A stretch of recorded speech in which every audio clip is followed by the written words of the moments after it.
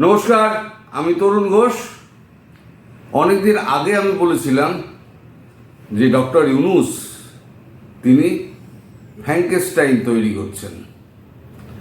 এই ফ্র্যাঙ্কেনস্টাইন একদিন তার সৃষ্টিকর্তা ইউনূসকে গিলে খাবে। আজ এতদিন পরে তার বাস্তবতা ফুটে উঠছে ক্রমশ। তিনি একটা এমন সুযোগ পেয়েছিলেন যেটাকে উনি কাজে লাগিয়ে পৃথিবীতে একটা নাম করা একটা মানুষ হয়ে উঠতে পারতেন। কিন্তু ডিপ স্টেটের কথা শুনে তাদের আজ্ঞাবহ হয়ে তিনি নিজের দেশটাকে যে অবস্থায় উনি ফেললেন, তাতে কি হলো? দেশের মানুষ তার বিরুদ্ধে চলে গেল। দেশ তার হাতে যে সরকার আছে সেই সরকারের হাত থেকে দেশ চলে গেল একটা উচ্ছৃঙ্খল ছাত্র জনতা, যারা বৈষম্য বিরোধী বলে নিজেদের দাবি করে, তাদের হাতে। পার্শ্ববর্তী বৃহৎ রাষ্ট্র ভারতের সঙ্গে তিনি বৈরতা সৃষ্টি করলেন। আমেরিকান যারা আছে তারা কোনোদিন কারোর হয় না, কোনোদিন কারোর হয় না। তারা দেখছে যে মানুষটা নিজের দেশকে ভালোবাসে না, সে আমার দেশকে কি ভালোবাসবে। ফলে তাদের যখন স্বার্থ সিদ্ধি হয়ে যাবে, হোক বা না হোক, পূরণ হোক বা না হোক, যখন দেখবে কাজ হচ্ছে না, তখন মোহাম্মদ ইউনূসকে একেবারে টয়লেট পেপার যেরকম থাকে না, ছুঁড়ে ফেলে দেবে। অলরেডি সেই জায়গায় চলে গিয়েছে। দেশের মানুষের কথা উনি দেশের মানুষ ওটাকে বিশ্বাস করে না। সাধারণ যারা চাকুরিজীবী, সরকারি চাকুরিজীবী, তারা ওনাকে বিশ্বাস করেন না। তার যে উপদেষ্টারা আছেন, তার সামনাসামনি না বললেও কিন্তু তাকে এড়িয়ে চলার চেষ্টা করেন। ভারত তো একদম খর্গহস্ত হয়ে রয়েছে এবং সমস্ত বিদেশি রাষ্ট্রগুলো তার উপরে ক্ষেপে বোম। কেউ কোনো রকম সাহায্য পাতি দিচ্ছে না। রেমিটেন্সের ওপর তার সরকার রিজার্ভ আছে বলে চেঁচায়। তাই এখন তো এই বৈষম্য বিরোধী আন্দোলন যারা করছে, তাদের তো এখন চিনে গিয়েছে মানুষ।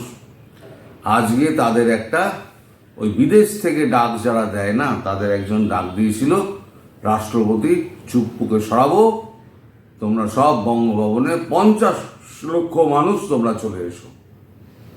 এর আগে তো ভুল বুঝেছিল 5 আগস্টের সময়, তখন তো মানুষ চিনতে পারেনি, তখন মানুষ দলে দলে গিয়েছিল। এখন তো এদের মুখোশ খুলে গিয়েছে।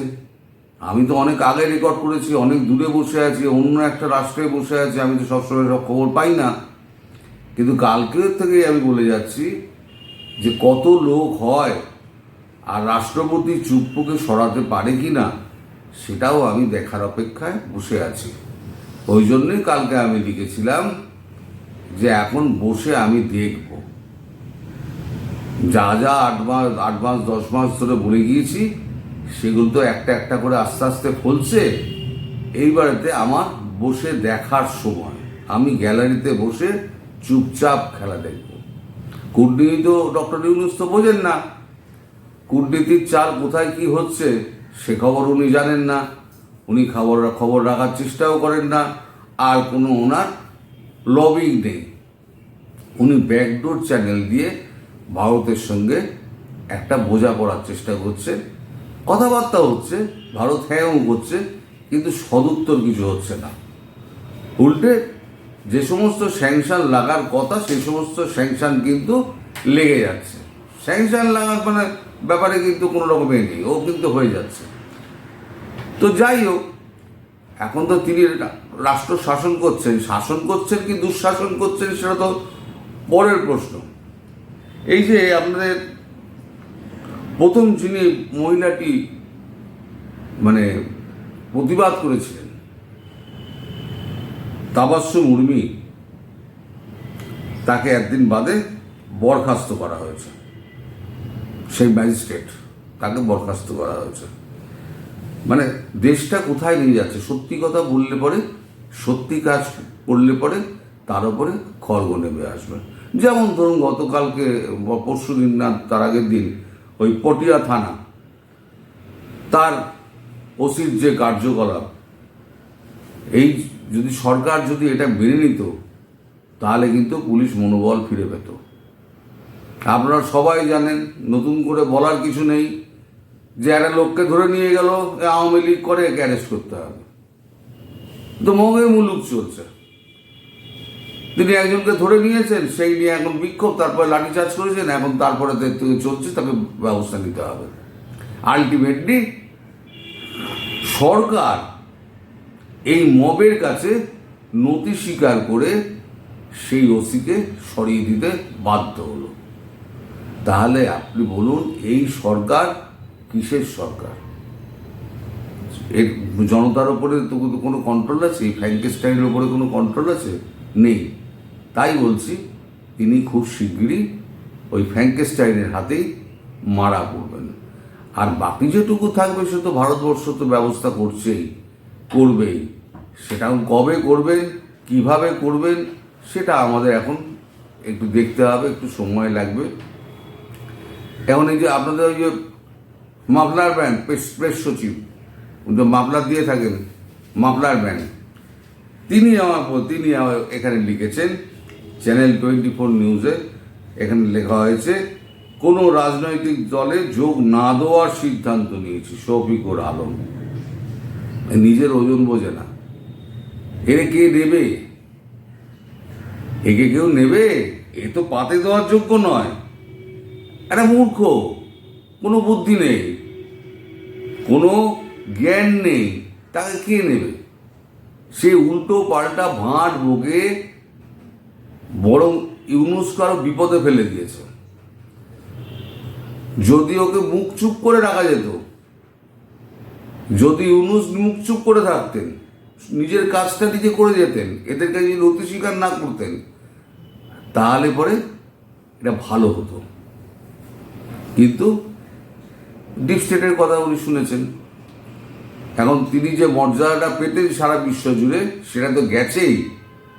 এখন বাকিটুকু ওনার সম্মান তো গেলই, এখন প্রাণটা থাকে কি না সেটা সন্দেহ। কারণ পায়ের তলায় কিন্তু ইউনুসের মাটি কিন্তু জমি নেই, যে কোনো দিন ইউনুস সরকারের পতন হবে।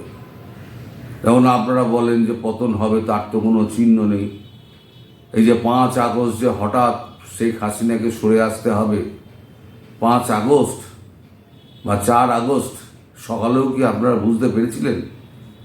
যারা আওয়ামী লীগ করেন তারা নিশ্চিন্তে ঘরের মধ্যে বসছিলেন, সরকার তো আছে। এই কনফিডেন্স আপনাদের শেষ করে দিয়েছে। এই কনফিডেন্সটা অতটা যদি না থাকতো, আপনারা যদি একটুখানি একটু সোজা হয়ে থাকতেন, একটু সতর্ক থাকতেন, তাহলে কিন্তু আজকে আপনাদের এই অবস্থা হতো না। এই কনফিডেন্সটা আপনাদের মেরে দিয়েছে, যে কনফিডেন্সটা মারবে ডক্টর ইউনুসকে। শুরু হয় এভাবেই, শেষও হয় এভাবে। সুতরাং এখন বসে নাটক দেখুন, অনেক কিছু দেখার বাকি আছে। আমি জানি না বিকেল অবধি কী হবে না হবে, কারণ আমি অনেক দূরে বসে খবরাখবর ঠিক সময় মতো পাই না।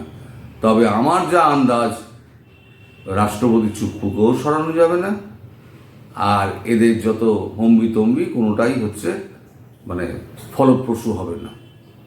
ওয়াকারুজ্জামানকে যদি টিকে থাকতে হয় তার আসনে, তাহলে পরে তাকে কিন্তু এখন ডান্ডা ধরতে হবে। আর জাতির কাছে যদি বিশ্বাসঘাতক একবার প্রমাণিত হয়ে যান ওয়াকারুজ্জামান, তাহলে যেমন জাতি যেমন ডক্টর ইউনুসকে ক্ষমা করবে না, তেমন ওয়াকারুজ্জামানকেও ক্ষমা করবে না। এটা আপনারা লিখে রেখে দেবেন, এবং ইতিহাসের পাতাতেও একজন খলনায়ক হিসেবে, দুজন খলনায়ক হিসেবে নাম থাকবে। এক হচ্ছে ডক্টর ইউনুস, আর এক হচ্ছে ওয়াকারুজ্জামান। এখন দেখা যাক কতটা আমার এই ভবিষ্যৎবাণী ফলপ্রসূ হয়। সবাই ভালো থাকবেন, সুস্থ থাকবেন এবং সাবধানে থাকবেন। নমস্কার।